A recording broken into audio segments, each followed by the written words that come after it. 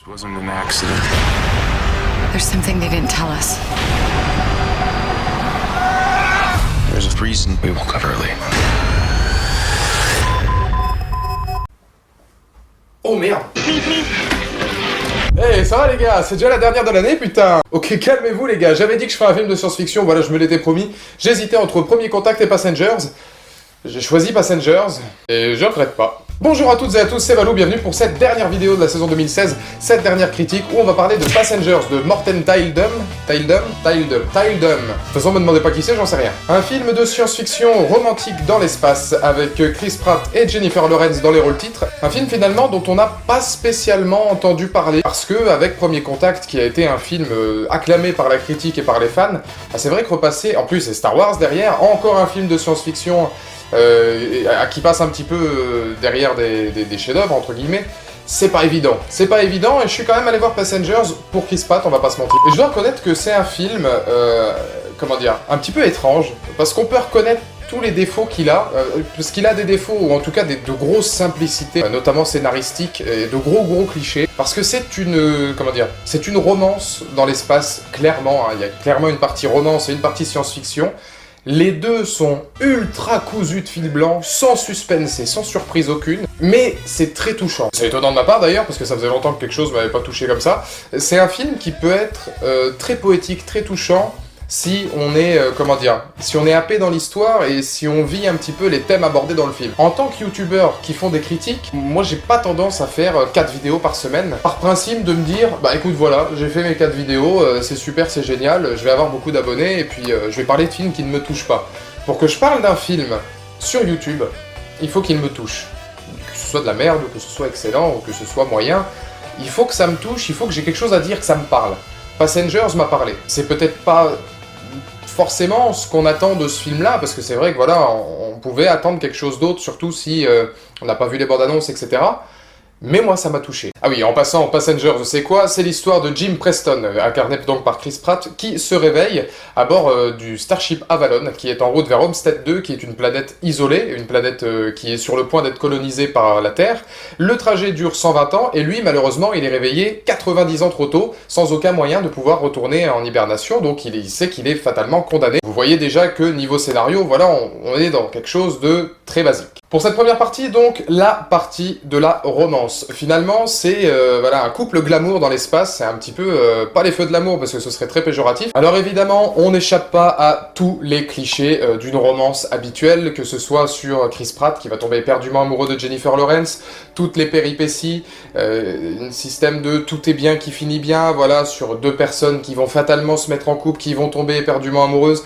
On n'échappe vraiment pas à tous les clichés possibles et inimaginables. C'est un scénario cousu de fil blanc, donc c'est vrai qu'à ce niveau-là, vous allez vous dire, pourquoi il a aimé Passenger en fait? Parce que déjà, les romances, c'est pas son truc. Pourquoi il a aimé Passenger?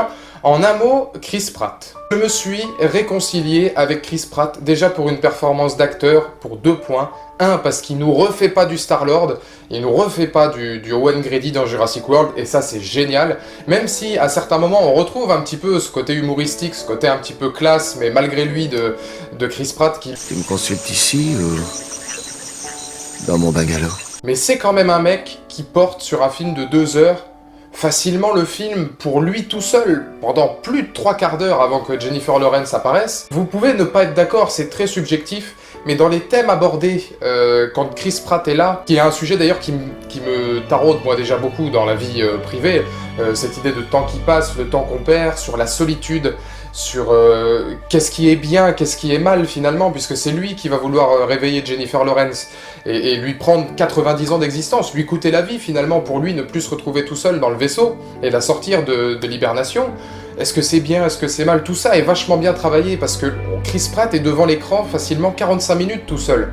Et c'est une sacrée performance. Il a des mimiques qui ne sont pas du tout des mimiques Chris Prattiennes si vous voulez. Il transmet quelque chose. Moi, ça m'a vraiment touché, déjà par les thèmes abordés, et encore plus parce que c'est Chris Pratt qui le fait. Alors je suis tout à fait conscient que si c'était pas Chris Pratt, j'aurais peut-être pas été aussi happé dans l'histoire. Et je sais pas, l'idée que quelqu'un se réveille, voilà, c'est très oppressant, très stressant, et ça c'est plutôt bien retranscrit dans la première moitié du film. Plus que la réalisation qui est somme toute assez sommaire, même s'il y a quelques scènes, notamment Chris Pratt, quand il met les premiers pas dans l'espace, il y a une scène où il sort du vaisseau pour aller dans l'espace, et cette scène-là est vraiment très belle. Mais plus encore qu'une réalisation somme toute assez sommaire, c'est la musique, que j'ai trouvé somptueuse dès le moment où je suis rentré dans la salle. En fait, la musique est vraiment prenante. Et j'ai trouvé ensuite que c'était Thomas Newman qui l'avait fait, Thomas Newman qui a fait un certain Jared.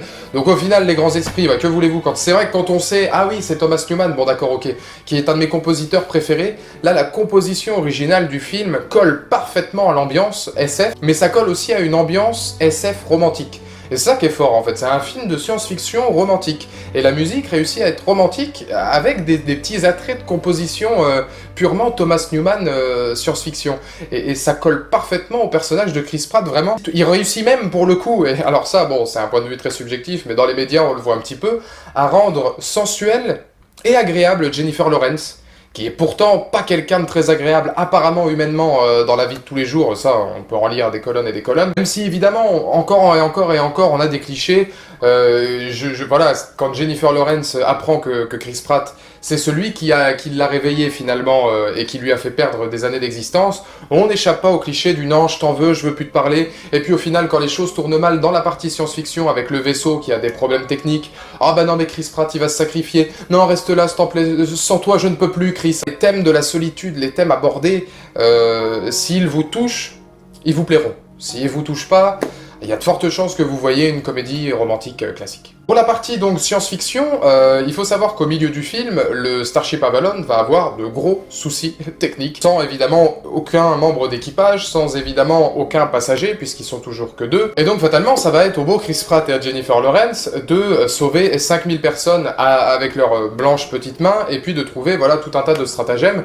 même si il y a l'un des capitaines qui va se réveiller au milieu du film, qui va pouvoir les aider. Encore est-il que le rôle de ce capitaine-là déjà est très mince, et en plus c'est ultra téléphoné. Donc c'est vrai qu'au final, le film de science-fiction, c'est presque pas celui qui va le plus nous marquer, parce que, encore une fois, tout est cousu de fil blanc.